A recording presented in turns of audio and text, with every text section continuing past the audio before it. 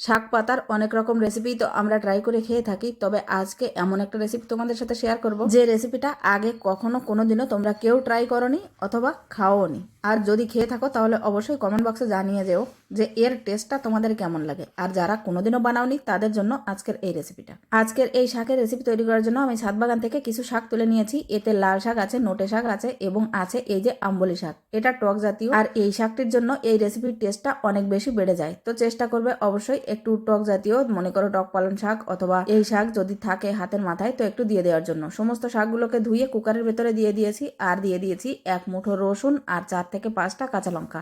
অল্প একটু লবণ দিয়ে একটা সিটি লাগিয়ে নিলাম। এদিকে আমি শুকনো লঙ্কা আগে থেকে ফ্রাই করে নিয়েছিলাম। একটা প্লেটে অল্প একটু লবণ দিয়ে শুকনো লঙ্কাগুলোকে ডলে নিলাম। তারপর এর ভেতরে দিয়ে দিচ্ছি একটা পেঁয়াজ কুচি। পেঁয়াজ কুচিটাকে একটু মিহি করে কেটে নিয়েছি। এরপর লঙ্কা এবং লবণের সাথে বেশ ভালোভাবে পেঁয়াজটাকেও মেখে নিলাম। এবার কুকার থেকে আমি শাকগুলোকে বের করে নিয়েছি। আর এই শাকগুলো সেদ্ধ করার সময় আমি একটা ছোট সাইজের আলুও এর ভেতরে দিয়ে দিয়েছিলাম, যেটাকে আমি দেখাতে ভুলে গেছি।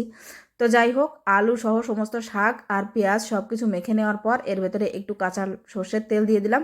সবকিছুকে মেখে নেওয়ার পর এর টেস্টটা যাতে আরো অনেক বেশি বেড়ে যায় তার জন্য 1 পিস ভাজা মাছ ভালোভাবে কাটা ছাড়িয়ে এর ভেতরে দিয়ে আবারও মেখে নিলাম। এবার একটা বাটিতে আমি সার্ভ করে নিলাম। আর যে পাত্রে আমি এই ভর্তাটা তৈরি করেছিলাম সেখানে অল্প কিছু ভাত নিয়ে তারপর মেখে এটাকে একটু টেস্ট করে দেখে নিচ্ছি। বন্ধুরা, এমনিতেই শাক ভর্তা খুব ভালো লাগে, সেই সাথে এর ভেতরে টক শাক থাকার কারণে এর টেস্টটা তো অসাধারণ আছেই।